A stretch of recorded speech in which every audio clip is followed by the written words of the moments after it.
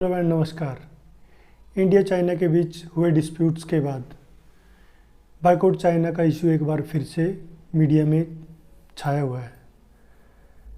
ऐसा पहले भी 2020 में एक बार हुआ था जब चाइनीज़ और इंडिया आर्मी के बीच डिस्प्यूट्स हुआ था और वहाँ पे इंडियन आर्मी के 20 जवान शहीद हो गए थे। ये गालवान वैली की बात है। उसके बाद ये प्रोटेस्ट बहुत बड़े लेवल पे हुआ था। हर सोशल मीडिया प्लेटफॉर्म पे आपको बायकॉट चाइना के नाम से ट्रेंडिंग देखने को मिली थी और कई जगह चाइना के सामान को जलाया भी गया और ऐसी पिक्चर्स सोशल मीडिया बहुत वायरल हुई थी। क्या है इंडिया चाइना के ट्रेड की सच्चाई? क्या 2020 जून के बाद जब से गालवान वैली पे डिस्प्यूट्स हुआ था और बायकॉट चाइना का इशू ट्रेंडिंग में रहा था, उसके बाद क्या इंडिया चाइना का ट्रेड में बहुत कमी आई है? आज हम इस वीडियो में यही जानने की कोशिश करेंगे कि फैक्ट्स के साथ इंडिया चाइना ट्रेड की सच्चाई क्या है। Let's start. सबसे पहला फैक्ट्स जो मैं आपको बताता हूँ, 2001 में जो इंडिया की टॉप 10 ट्रेडिंग कंट्रीज़ थी उसमें चाइना की रैंकिंग 10th थी, मतलब 10वें नंबर पे था चाइना। वहीं बात करें 2021 की, चाइना इंडिया की टॉप 10 कंट्रीज़ में से ट्रेडिंग कंट्रीज में से दूसरे नंबर पे है। मतलब चाइना ने 20 साल में बहुत तरक्की की है। और वहीं अगर ट्रेड डेफिसिट्स की बात की जाए तो 2001 में जो इंडिया चाइना का ट्रेड डेफिसिट्स था वो $1 बिलियन का था। वहीं 2021 में ये ट्रेड डेफिसिट बढ़ के $73 बिलियन हो गया। फैक्ट्स मैं आपको बताना चाहूँगा कि जो इंडिया की टॉप ट्रेडिंग कंट्री है वो है अमेरिका और जो दूसरे नंबर पे है वो चाइना। जो अमेरिका की जो शेयर परसेंटेज शेयर है इंडिया की टोटल ट्रेडिंग में वो है 11.59 यानी 11.59। और वहीं चाइना का जो टोटल इंडिया के टोटल ट्रेड में शेयर है, परसेंटेज शेयर है, वो है 11.15 यानी 11.15%। यानी इंडिया और चाइना और यूएसए के बीच बहुत कम फर्क रह गया है। और अगर इसी स्पीड से चाइना ग्रो करता रहा तो बहुत कम दिनों में चाइना इंडिया का टॉप रैंकिंग ट्रेड पार्टनर बन जाएगा।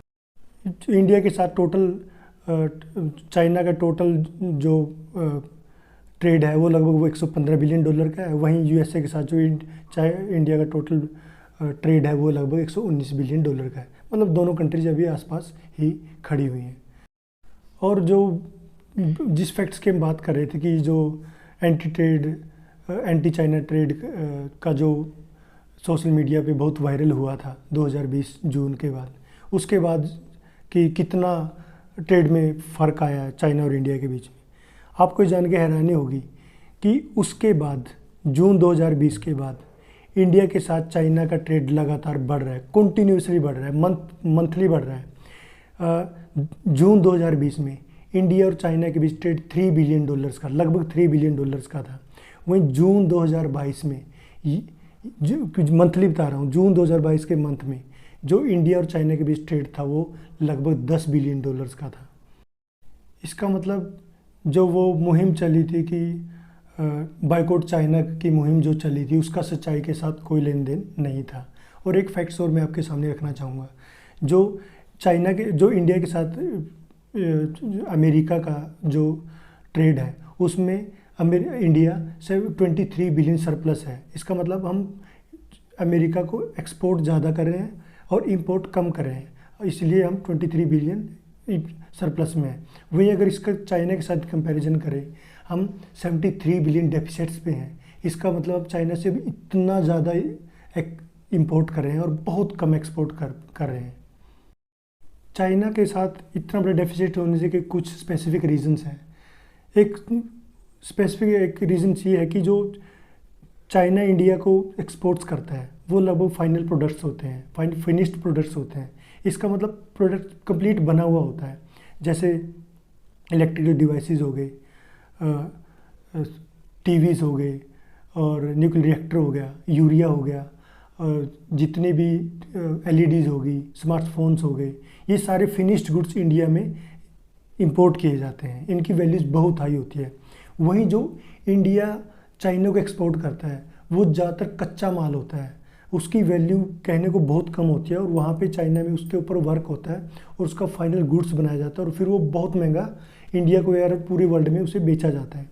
जो इंडिया से एक्सपोर्ट होने वाली ज़्यादातर चीज़ें, खनिज हो गया, आयरन एंड स्टील हो गई, एल्यूमिनियम हो गया, कॉटन हो गया, तो ऐसी चीज़ें हैं कि मतलब उसकी रॉ मटेरियल बिल्कुल बेसिक्स होता है और उसकी वैल्यू बहुत कम होती है।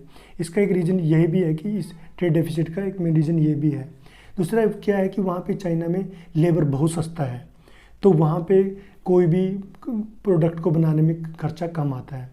तीसरा एक रीज़न है कि वहाँ गवर्नमेंट बहुत ज़्यादा सब्सिडीज़ देती है, मैन्युफैक्चरिंग पे भी और एक्सपोर्ट पे भी।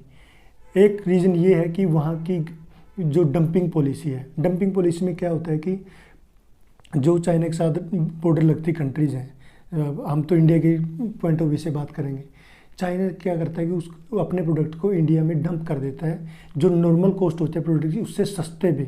इससे होता है क्या है कि जो हमारे यहाँ का प्रोडक्ट होता है वो उसको कम्पीट ही नहीं कर पाता है, क्योंकि चाइना उससे सस्ते में अपना प्रोडक्ट यहाँ पे बेच जाता है। इसे डंपिंग पॉलिसी कहते हैं। एक रीज़न ये भी बताते हैं, कई बार चाइना पे इस बात के आरोप भी लगते रहते हैं कि चाइना करेंसी मैनिपुलेशन करता है।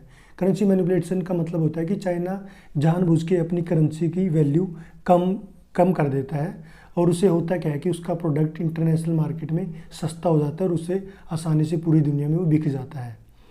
तो अब आपके क्वेश्चन का आंसर आई थिंक आपको मिल ही गया होगा कि क्या मतलब हम चाइना को बाइकआउट अभी प्रेजेंट सिचुएशन में कर सकते हैं।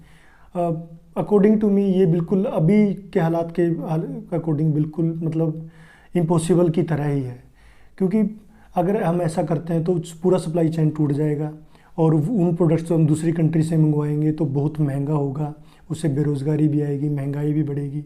तो एट प्रेजेंट हम इस सिचुएशन में नहीं है कि चाइना को एकदम बाइकआउट कर सकें। हाँ, लॉन्ग रन में, बहुत लॉन्ग रन में हम इसको धीरे धीरे फेज आउट कर सकते हैं। उसके लिए हमें बहुत सी चीज़ों पे वर्क करना होगा, जैसे हमें अपनी मैन्युफैक्चरिंग पे बहुत फोकस करना होगा, मेक इन इंडिया पे बहुत जोर देना होगा, और जो इंडिया की पॉलिसी है लिंक ईस्ट लुक वेस्ट, कि मतलब जो ईस्टर्न की कंट्रीज हैं छोटी छोटी, जैसे मालदीव हो गया या इंडोनेशिया या जितनी भी अपनी आसपास की म्यांमार हो गया, इन कंट्री के साथ ज़्यादा से ज़्यादा हम इनको एक्सपोर्ट्स करें सामान को। और नई कंट्री जो वेस्टर्न्स की होगी, अफ्रीकन कंट्री जो होगी, वहाँ हम नए प्रोडक्ट्स को वहाँ बेचने के बारे में सोचा जाए। और एक है कि मतलब one district one product, Indian prime minister ने इस स्कीम को लॉन्च किया था कि हर एक डिस्ट्रिक्ट में एक प्रोडक्ट बनना चाहिए। वो एक ब्लॉक लेवल पे जानी चाहिए कि एक ब्लॉक एक प्रोडक्ट, और फिर वो विलेज लेवल पे जाना चाहिए। मतलब कुल मिला के मतलब अपने एक्सपोर्ट को बहुत डाइवर्सिफाई करना पड़ेगा कि हम हर तरह का प्रोडक्ट बनाएं। और ऐसे करते करते जब अपनी इकोनॉमी बहुत ग्रो करेगी, मतलब ऐसा माना जाता है कि लगभग 10 ट्रिलियन डॉलर्स के पास इंडिया की इकोनॉमी होगी, तब जाके हम चाइना को मतलब इतनी आसानी से वो कर सकते हैं। और एक चाइना का और इंडिया के रिलेशन में एक ये भी है कि जो इंडिया का टोटल इंपोर्ट एक्सपोर्ट का है, जब मैंने आपको बताया था, चाइना का शेयर उसमें 11.15% है। और वहीं अगर चाइना के पर्सपेक्टिव से देखें तो उसका इंडिया के साथ सिर्फ 3% है।